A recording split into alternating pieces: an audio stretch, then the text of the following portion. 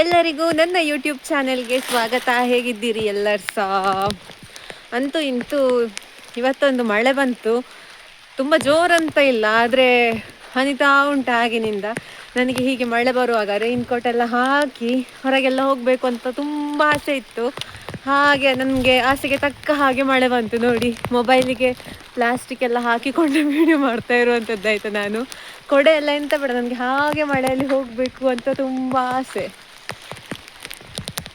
ಮಾತ್ರ ಮಳೆಯಲ್ಲಿ ನೆನೆಯೋದಿಲ್ಲ, ಯಾಕಂತ ಹೇಳಿದರೆ ನನಗೆ ಮತ್ತೆ ಶೀತ ಆದರೆ ನಾಡಿದ್ದು ಬೆಂಗಳೂರಿಗೆ ಹೋಗಲಿಕ್ಕೆ ಕಷ್ಟ ಆಗ್ತದಲ್ಲ, ಅದಕ್ಕೋಸ್ಕರ. ವಾಯ್ಸ್ ಎಲ್ಲ ಹೇಗೆ ಕೇಳ್ತದೆ ಕೂಡ ಗೊತ್ತಿಲ್ಲ ಆಯಿತಾ ನನಗೆ. ಪ್ಲಾಸ್ಟಿಕ್ ಎಲ್ಲ ಹಾಕಿ ವೀಡಿಯೋ ಮಾಡ್ತಾ ಇರುವಂಥದ್ದು ನಾನು. ಅಪ್ಪ ಹಾಲು ಕೊಡಲಿಕ್ಕೆ ಹೋಗ್ತಾ ಇದ್ದಾರೆ. ಈಗ ಮಳೆ ನಿಂತಿತು, ಹಾಗೆ ಬೇಗ ಇಲ್ಲಿ ಕೆಳಗೆ ಒಂದು ಮನೆಗೆ ಹಾಲು ಕೊಡೋದು. ಹಾಗೆ ನಾಳೆ ಸಾಧ್ಯ ಆದರೆ ನಮಗೆ ಒಂದು ಕಡೆ ಹೋಗ್ಲಿಕ್ಕೆ ಉಂಟು. ಎಲ್ಲಿಗೆ ಎತ್ತ ಅಂತ ನಿಮಗೆ ನಾಳೆ ಹೇಳ್ತೇನೆ ನಾನು. ಇಲ್ಲಿಗೆ ಕೆಲಸ ಎಲ್ಲ ಮುಗೀತು, ನಂದು ವೀಕೆಂಡ್ ಬಂತು. ಇನ್ನು ಬೆಂಗಳೂರಿಗೆ ಹೋಗಬೇಕು. ಮಳೆ ನಾನು ನಿನ್ನೆ ಹೇಳಿದಷ್ಟೇ, ನಿನ್ನೆ ವ್ಲಾಗಲ್ಲಿ ಹೇಳಿದಷ್ಟೇ. ನಾನಿರುವಾಗ ಮಳೆಯೇ ಇಲ್ಲ, ನಾನು ಹೋದ್ಮೇಲೆ ಮಳೆ ಬರ್ಬೋದು ಹಾಗೀಗೆಲ್ಲ. ಇವತ್ತು ಅದಕ್ಕೆ ಸರಿಯಾಗಿ ಒಂದು ಮಧ್ಯಾಹ್ನದ ಹೊತ್ತಿಗೆ ಒಳ್ಳೆ ಮಳೆ ಬಂತು, ಖುಷಿ ಆಯಿತು ನನಗೆ. ಹಾಗೆ ನಾವು ಎಂತೆಲ್ಲ ಒಂದು ಮ್ಯಾನಿಫೆಸ್ಟ್ ಮಾಡ್ತೇವಲ್ಲ, ಅದನ್ನು ಯೂನಿವರ್ಸ್ ಕೇಳ್ತದೆ, ಅದಕ್ಕೆ ಸರಿಯಾಗಿ ನಮಗೆ ಕೊಡ್ತದೆ ಅಂತ ಹೇಳೋದಕ್ಕೆ ಒಂದು ಸಣ್ಣ ಎಕ್ಸಾಂಪಲ್ ಅಂತ ಹೇಳ್ಬೋದು. ಮತ್ತೊಂದು ವಿಚಾರ ಹೇಳಲಿಕ್ಕಿತ್ತು.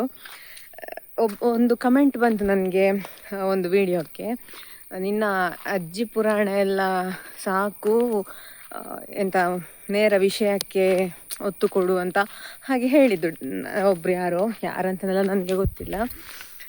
ಹಾಗೆ ನನಗೆ ನಗು ಬಂತು. ಯಾಕಂತ ಹೇಳಿದರೆ ನಾನು ಪುರಾಣ ಹೇಳಲಿಕ್ಕೆ ಯೂಟ್ಯೂಬ್ ಚಾನೆಲ್ ಸ್ಟಾರ್ಟ್ ಮಾಡಿದ್ದು. ನನಗೆ ಯಾವುದಾದ್ರೂ ವಿಷಯದ ಬಗ್ಗೆ ಎಲ್ಲ ಮಾತಾಡಲಿಕ್ಕೆ ತುಂಬ ಇಷ್ಟ. ಆದರೆ ವ್ಯಕ್ತಿಯ ಮೇಲೆ ನಿರ್ಧರಿತ ಆಗ್ತದೆ. ಎಲ್ಲರ ಹತ್ರ ಹೋಗಿ ನಾನು ಹಾಗೆ ಮಾತಾಡೋದಿಲ್ಲ, ಆದರೆ ನನಗೆ ಮಾತಾಡೋದಂತ ಹೇಳಿದರೆ ಇಷ್ಟ. ನನ್ನ ಭಾವನೆಗಳನ್ನೆಲ್ಲ ವ್ಯಕ್ತಪಡಿಸಲಿಕ್ಕೆ ಇಷ್ಟ. ಅದಕ್ಕೋಸ್ಕರ ಈ ಇನ್ಸ್ಟಾಗ್ರಾಮಲ್ಲೆಲ್ಲ ಶಾರ್ಟ್ ವೀಡಿಯೋಸ್, ಫೇಸ್ಬುಕ್ಕಲ್ಲಿ ಕೂಡ ಹಾಗೆಲ್ಲ ಹಾಕ್ಲಿಕ್ಕೆ ಆಗೋದಿಲ್ಲ. ಯೂಟ್ಯೂಬಲ್ಲಾದರೆ ಎಷ್ಟೊತ್ತು ಬೇಕಾದರೂ ಮಾತಾಡಿ ಹಾಕ್ಬೋದಲ್ಲ. ನನಗೆ ಮಾತಾಡಲಿಕ್ಕೆ ಇಷ್ಟವೇ. ಪುರಾಣ ಹೇಳಲಿಕ್ಕೋಸ್ಕರವೇ ನಾನು ಯೂಟ್ಯೂಬ್ ಚಾನೆಲ್ ಮಾಡಿದ್ದು. ಪುರಾಣವನ್ನೇ ಹೇಳ್ತೇನೆ. ಯಾರಿಗೆಲ್ಲ ಪುರಾಣ ಕೇಳಲಿಕ್ಕೆ ಇಷ್ಟ ಇಲ್ಲ, ಬೇರೆ ವಿಡಿಯೋ ನೋಡಿಕೊಂಡು ಹೋಗಿ. ಅಥವಾ ನನ್ನ ವಿಡಿಯೋದಲ್ಲಿ ಕುತೂಹಲಕಾರಿ ವಿಷಯ ಯಾವುದಾದ್ರೂ ಉಂಟು, ಆ ಪರ್ಟಿಕ್ಯುಲರ್ ಕ್ಲಿಪ್ಪಿಂಗ್ ಉಂಟಲ್ಲ, ಅದನ್ನು ನೋಡಿ ಹೋಗಿ. ನಿಮ್ಮ ಹತ್ರ ಯಾರು ಇಡೀ ಪುರಾಣ ನೋಡಿಕೊಂಡು ಕೂತ್ಕೊಳ್ಳಿ ಅಂತ ಹೇಳಿದ್ದು? ಅಜ್ಜಿ ಪುರಾಣ ಅಂತೆಲ್ಲ ಹೇಳಿದರೆ ನನಗೆ ಅಂತ ಗೊತ್ತಿಲ್ಲ, ಅವರ ಶಬ್ದ ಅವರಿಗೆ ಗೊತ್ತು.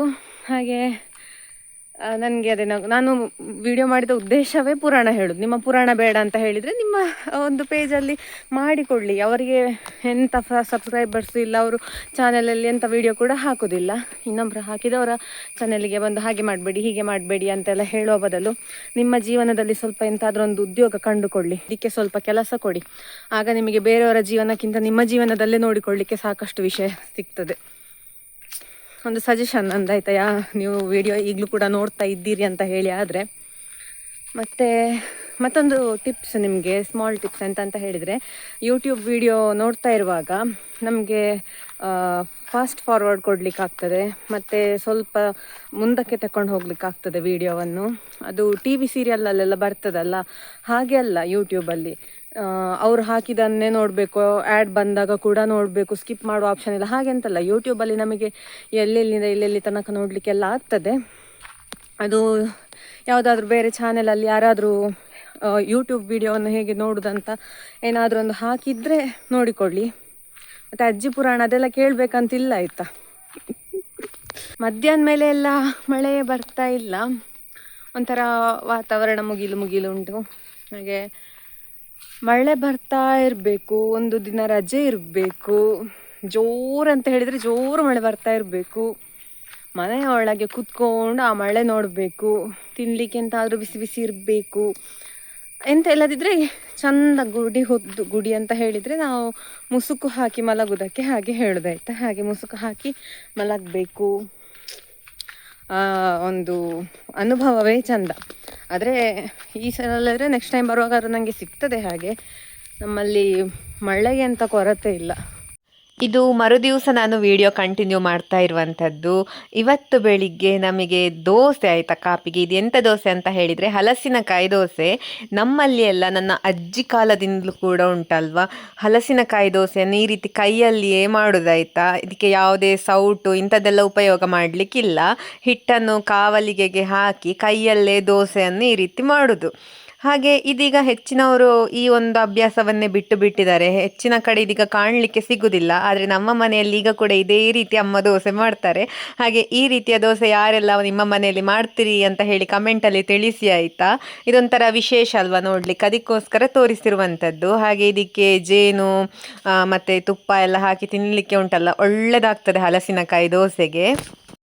ಇವತ್ತು ನಾನು ಎಲ್ಲಿಗೆ ಹೊರಟದ್ದು ಗೊತ್ತುಂಟಾ? ನನ್ನ ದೊಡ್ಡಪ್ಪನ ಮನೆ ಅಂತ ಹೇಳಿದರೆ ಅಪ್ಪನ ದೊಡ್ಡಪ್ಪನ ಮಗ ಅಣ್ಣ ಇದ್ದಾರೆ. ಸೊ ಅವರ ಮನೆಯಲ್ಲಿ ಒಂದು ಹೋಮ ಕಾರ್ಯಕ್ರಮ ಉಂಟು. ಅದಕ್ಕೋಸ್ಕರ ಹೋಗ್ತಾ ಇರುವಂಥದ್ದು. ಎಂಥ ಪ್ಲ್ಯಾನ್ ಎಲ್ಲ ಹೋಗಬೇಕು ಅಂತ ಎಲ್ಲ ಪ್ಲ್ಯಾನ್ ಮಾಡಿಕೊಂಡು ಬಂದಿರುವಂಥದ್ದಲ್ಲ ನಾನು ಬೆಂಗಳೂರಿಂದ ಬರುವಾಗ. ಹಾಗೆ ಇಲ್ಲಿ ಬಂದಾದಮೇಲೆ ಗೊತ್ತಾದ್ದು ಹೋಗ್ಲಿಕ್ಕೆ ಉಂಟು ಅಂತ. ಈ ಡ್ರೆಸ್ ನನ್ನ ಮಾವನ ಮನೆಯಲ್ಲಿ ಸತ್ಯನಾರಾಯಣ ಪೂಜೆ ಇದ್ದ ಹೊತ್ತು ನಾನು ಹಾಕಿದ್ದೆ. ಯಾರಿಗೆಲ್ಲ ನೆನಪುಂಟು ಗೊತ್ತಿಲ್ಲ. ನನ್ನ ಎಲ್ಲ ಬಟ್ಟೆಗಳೆಲ್ಲ ಬೆಂಗಳೂರಲ್ಲೇ ಉಂಟು. ಇಲ್ಲಿ ಊರಲ್ಲಿ ಆಚೆ ಈಚೆ ಹೋಗ್ಲಿಕ್ಕೆ ಇರುವಂಥದ್ದು ಕೇವಲ ನಿಗದಿತ ಲಿಮಿಟೆಡ್ ಮಾತ್ರ. ಹಾಗೆ ಇದೇ ಬಟ್ಟೆ ಹಾಕಿದ್ದೇನೆ ನೋಡಿ, ಯಾರಿಗೆಲ್ಲ ನೆನಪುಂಟು ಗೊತ್ತಿಲ್ಲ. ಹಾಗೆ ಮತ್ತು ಅದಿರುವಂಥದ್ದು ವಗ್ಗ ಅಂತ ಹೇಳೋ ಜಾಗದಲ್ಲಿ. ಅಲ್ಲಿ ಹೋಗಿ ಅಲ್ಲಿ ಜಾಸ್ತಿ ವೀಡಿಯೋ ಮಾಡೋದಿಲ್ಲ ನಾನು. ಹೋಗಿ ಅಲ್ಲಿ ಎಂತಾದರೂ ತೋರಿಸ್ಲಿಕ್ಕಿದ್ರೆಲ್ಲ ತೋರಿಸ್ತೇನೆ ಅಷ್ಟೇ. ಹೋಗಿ ಬಂದ ನಂತರ ಮತ್ತೆಂತಾದರೂ ವೀಡಿಯೋ ಮಾಡ್ತೇನೆ. ಮತ್ತೆ ಗೊತ್ತಿಲ್ಲ, ನೋಡುವ ಎಂತೆಲ್ಲ ಆಗ್ತದೆ ಅಂತ ವೀಡಿಯೋದಲ್ಲಿ ನೋಡ್ತಾ ಹೋಗುವ. ನಾವು ತುಂಬ ಬೇಗ ಅಂತ ಎಂತ ಹೊರಡಲಿಲ್ಲ. ಹಸುಗಳಿಗೆ ಎಲ್ಲ ಬೇಕಾದ ವ್ಯವಸ್ಥೆ ಎಲ್ಲ ಮಾಡಿಟ್ಟು ಮತ್ತೆ ಹೊರಟದ್ದಾಯ್ತಾ. ಮತ್ತೆ ಅಲ್ಲಿಗೆ ಹೋಗಬೇಕಾದ್ರೆ ಒಂದೆರಡು ಬಸ್ಸಲ್ಲಿ ಹೋಗ್ಲಿಕ್ಕುಂಟು. ಬಸ್ ಇಳಿದ ನಂತರ ಕೂಡ ಒಂದು 5 ನಿಮಿಷ ಆಟೋದಲ್ಲೆಲ್ಲ ಹೋಗ್ಲಿಕ್ಕುಂಟು. ನಾವು ಹೋದ ಸಮಯ ಅಷ್ಟೆಂತ ರಶ್ ಇರಲಿಲ್ಲ. ಬಸ್ಸುಗಳಾಗಿರಬಹುದು, ಪೇಟೆ ಆಗಿರಬಹುದು, ಸ್ವಲ್ಪ ಖಾಲಿ ಖಾಲಿ ಇತ್ತು. ಹಾಗೆ ನಮ್ಮ ಬಸ್ ಸ್ಟ್ಯಾಂಡ್, ಇದು ವಿಟ್ಲ ಗೌರ್ಮೆಂಟ್ ಬಸ್ ಸ್ಟ್ಯಾಂಡ್, ಅಲ್ಲೇ ಬಸ್ ಇತ್ತು ಕೂಡ. ಬಸ್ಸು ಕೂಡ ಪೂರ್ತಿಯಾಗಿ ಖಾಲಿತ್ತು, ಯಾರು ಕೂಡ ಇರಲಿಲ್ಲ. ಒಂದು ವೇಳೆ ಮಧ್ಯಾಹ್ನ ಅಥವಾ ಸಾಯಂಕಾಲ ಈ ರೀತಿಯೆಲ್ಲ ಅಥವಾ ಬೆಳಗ್ಗೆ ಬೇಗ ಎಲ್ಲ ಹೋದರೆ ತುಂಬ ರಶ್ ಇರ್ತದೆ. ಆದರೆ ಇದು ಖಾಲಿ ಇತ್ತು. ಹಾಗಾದ ಕಾರಣ ನಮಗೆ ಸ್ವಲ್ಪ ಸುಲಭ ಆಯಿತು. ಮತ್ತು ನಮ್ಮ ವಿಟ್ಲದಿಂದ ಮಂಗಳೂರಿಗೆ ಹೋಗುವಾಗ ಈಗ ಸ್ವಲ್ಪ ರೂಟಲ್ಲಿ ಚೇಂಜ್ ಆಗಿದೆ. ವಿಟ್ಲ ದೇವಸ್ಥಾನದ ದಾರಿಯಿಂದಾಗಿ ಮಂಗಳೂರಿಗೆ ಹೋಗಬೇಕು. ಯಾಕಂತ ಹೇಳಿದರೆ ಅಲ್ಲಿ ರಸ್ತೆ ಕಾಮಗಾರಿ ಆಗ್ತಾ ಉಂಟು. ವಿಟ್ಲ ಬಸ್ ಸ್ಟ್ಯಾಂಡಿಂದ ಮಂಗಳೂರು ಕಡೆಗೆ ಹೋಗುವ ದಾರಿ, ದೇವಸ್ಥಾನದ ಹತ್ತಿರ ಹೋಗುವ ದಾರಿಯಲ್ಲಿ. ಹಾಗಾಗಿ ಸ್ವಲ್ಪ ಬದಲಾವಣೆ ಆಗಿದೆ. ಯಾರ್ಯಾರು ವಿಟ್ಲ ಭಾಗದಲ್ಲಿ ಮಂಗಳೂರು ಕಡೆಗೆ ಹೋಗ್ತೀರಿ ಅವರಿಗೆ ಯಾರಿಗಾದರೂ ಉಪಯೋಗ ಆಗೋದಿದ್ರೆ ಆಗಲಿ ಅಂತ ಹೇಳ್ತಾ ಇರುವಂಥದ್ದು ನಾನು. ಹಾಗೆ ಇದು ನಮ್ಮ ವಿಟ್ಲ ದೇವಸ್ಥಾನಕ್ಕೆ, ವಿಟ್ಲ ಪಂಚಲಿಂಗೇಶ್ವರ ದೇವಸ್ಥಾನಕ್ಕೆ ಹೋಗುವಂತಹ ದಾರಿ ಆಯಿತಾ. ನನ್ನ ದೊಡ್ಡಪ್ಪನ ಮನೆ ಅಂತ ಹೇಳಿದರೆ ಅವರಿರೋದು ಮಂಗಳೂರಲ್ಲಿ. ಇದವರ ಫಾರ್ಮ್ ಹೌಸ್ ಆಯಿತಾ. ಅಲ್ಲಿ ಇಡೀ ತೋಟ ಮತ್ತು ಅವರ ಫಾರ್ಮ್ ಹೌಸ್ ಕೂಡ ಉಂಟು ಅಲ್ಲಿಯೇ. ಅದರ ಜೊತೆಗೆ ಹಸುಗಳು ಎಲ್ಲ ತುಂಬ ಉಂಟು. ನಾನು ಹೋಗಿ ಸುಮಾರು ಸಮಯ ಆಯಿತು. ಮೊದಲು ಕಾಲೇಜಿಗೆ ಹೋಗ್ತಾ ಇದ್ದ ಸಮಯದಲ್ಲಿ ಎಂಥದೋ ಫಂಕ್ಷನಿಗೆ ಅಂತ ಹೋದದ್ದು. ಬಿಟ್ಟರೆ ಅಪ್ಪ ಅಮ್ಮ ಆದರೆ ಹೋಗ್ತಾ ಇರ್ತಾರೆ, ಅಲ್ಲಿ ಫಂಕ್ಷನ್ ಎಲ್ಲ ಆಗ್ತಾ ಇರ್ತದೆ. ನಾನು ಹೋಗದೆ ತುಂಬ ಸಮಯ ಆಯಿತು. ಹಾಗೆ ಅಪ್ಪ ಹೇಳಿದರು, ನೀನು ಬರಲೇ ಇಲ್ಲ ಸಮಯ ಆಯ್ತಲ್ಲ, ಹಾಗೆ ಹೋಗುವ ಅಂತ ಹೇಳಿ ಹಾಗೆ ಹೊರಟದ್ದು ನಾನು. ಹಾಗೆ ಇದು ಅವರ ತೋಟ ಆಯಿತಾ. ಅಲ್ಲಿ ತೋಟ ಎಲ್ಲ ನೋಡಿಕೊಂಡು ಹೋಗಲಿಕ್ಕೆ ತುಂಬ ಖುಷಿಯಾಗೋದು.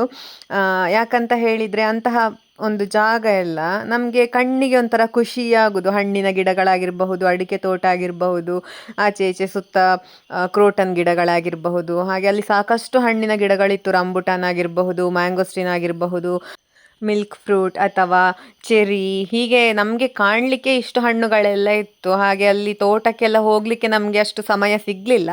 ನಾವು ತಡವಾಗಿ ಹೋಗಿ ಬೇಗ ಬಂದದ್ದಲ್ಲಿಂದ ಅಂತ ಹೇಳ್ಬೋದು.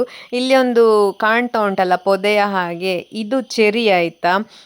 ನಾನು ಕೀರ್ತಿಯವರ ಮನೆಗೆ ಸತ್ಯನಾರಾಯಣ ಪೂಜೆಗೆ ಹೋಗಿದ್ದಾಗ ಅಲ್ಲಿ ಕಾಯಿ ತೋರಿಸಿದ್ದೆ. ಇಲ್ಲಿ ಹಣ್ಣಾಗಿದೆ ನೋಡಿ. ಹಾಗೆ ಇದು ಅವರ ಹಟ್ಟಿ ಆಯಿತಾ. ಗೋಶಾಲೆಯ ಹಾಗೆ ಸಾಕಷ್ಟು ಹಸುಗಳುಂಟು, ನಿಮಗೆ ಕಾಣ್ತಾ ಇರಬಹುದು. ಹಾಗೆ ನನಗೆ ಪ್ರತಿ ಸಲ ಗೋಶಾಲೆಯ ಇಂಥದ್ದೆಲ್ಲ ನೋಡಲಿಕ್ಕೆ ತುಂಬ ಖುಷಿಯಾಗೋದು. ಸಾಕಷ್ಟು ತಳಿಯ ಹಸುಗಳು ಎಲ್ಲ ಇರ್ತದಲ್ಲ ನೋಡಲಿಕ್ಕೆ. ಹಾಗೆ ನಾನು ಮತ್ತು ಅಪ್ಪ ಅಲ್ಲಿ ಹೋದದ್ದು. ಹಾಗೆ ಒಂದು ಪುಟ್ಟ ಕರು ಕೂಡ ಇತ್ತು ಆ ಕಡೆಯಲ್ಲಿ. ಅದು ಹುಟ್ಟಿ 2-3 ದಿವಸ ಆಯ್ತಷ್ಟೇ ಅಂತ ಹೇಳಿದ್ರು. ನನಗೆ ವಿಡಿಯೋ ತೆಗಿಲಿಕ್ಕೆ ಮರ್ತೇ ಹೋಯ್ತು ಅದನ್ನ ಆಯ್ತಾ. ಇಲ್ಲಿಯ ಪರಿಸರ ಒಂಥರ ತುಂಬ ಚಂದ ಇತ್ತು.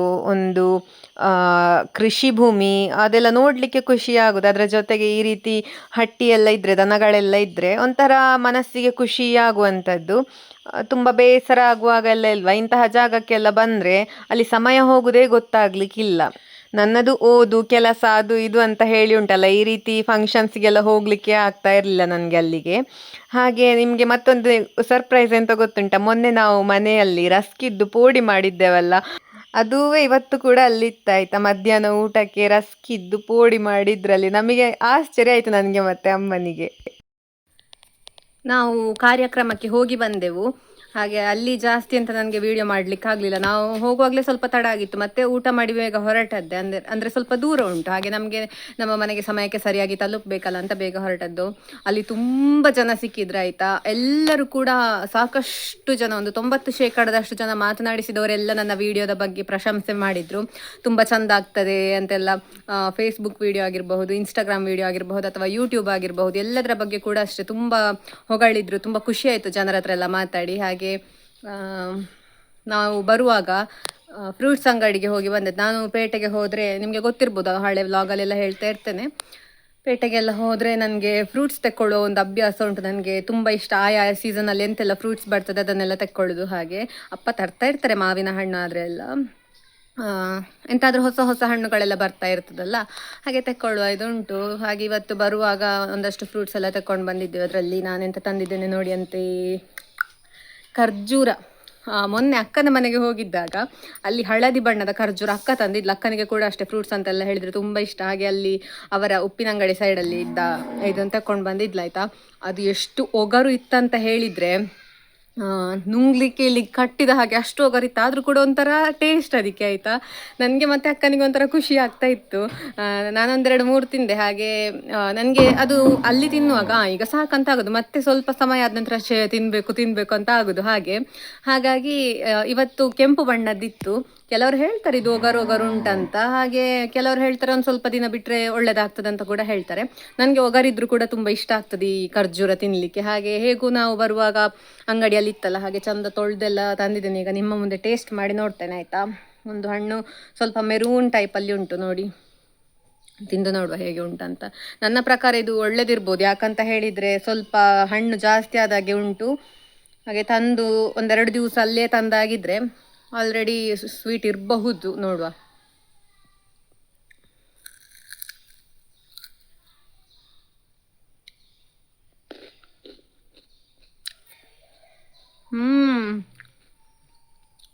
ಒಗರಿಲ್ಲ, ಅಷ್ಟು ಒಗರಿಲ್ಲ ಇದು. ತುಂಬ ಸ್ವೀಟ್ ಕೂಡ ಇಲ್ಲ, ಒಂಥರ ಒಳ್ಳೇದುಂಟು, ಟೇಸ್ಟ್ ಒಳ್ಳೇದುಂಟು, ತುಂಬ ಚೆಂದ ಉಂಟು. ಇದು ನಮ್ಮಲ್ಲಿ ಬೆಳೆದ ಪೈನಾಪಲ್ ಆಯ್ತಾ. ಹಾಗೆ ಅಮ್ಮ ಕಟ್ ಮಾಡಿದ್ರಿ ಇವತ್ತು. ನಮ್ಮಲ್ಲೇ ಬೆಳೆದ ಪೈನಾಪಲ್ ಅಪರೂಪಕ್ಕೆ ಸಿಗುದಾಯ್ತಾ. ತಿಂದು ನೋಡ್ತೇನೆ taste ಹೇಗುಂಟಂತ.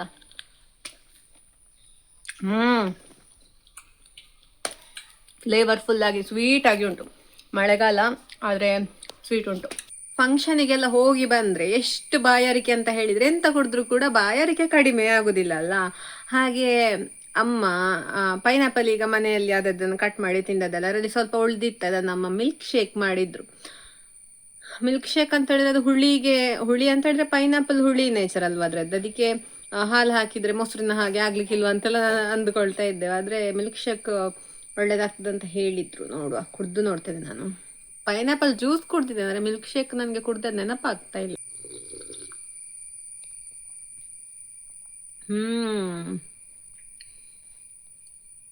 Pineapple ice cream, pineapple ಕ್ಯಾಂಡಿಯಾ ಎಂಥದ್ರಾಗೂ ಆಗ್ತದೆ, ಒಳ್ಳೇದಾಗ್ತದೆ. ನಾನು ಕುಡಿಲಿಲ್ಲ ಇಷ್ಟರ ತನಕ.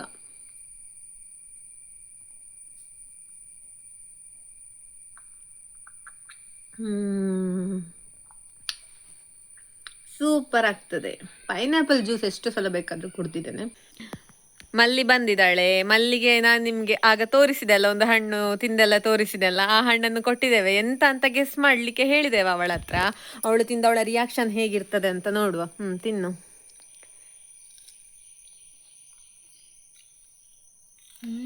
ಒಳ್ಳೇದುಂಟಾ? ಎಂತಾಗಿರ್ಬೋದು?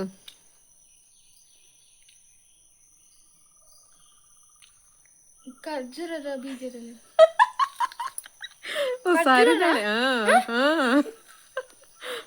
ಕಾಯಿ ಖರ್ಜೂರ ಹಣ್ಣು, ಖರ್ಜೂರ ಹಣ್ಣು ಅದು. ಮತ್ತೆ ನಂಗಿದ್ರೆ ಬಿತ್ತು ಬೀಜ ಹಾಗೆ ಉಂಟಲ್ಲ ಅದ್ರದ್ದು, ಒಳ್ಳೇದುಂಟಲ್ಲ, ಸ್ವೀಟ್ ಸ್ವೀಟ್ ಎಲ್ಲ ಉಂಟು. ಸ್ವಲ್ಪ ಒಗರು ಉಂಟಾ ಅಂತಲ್ಲ?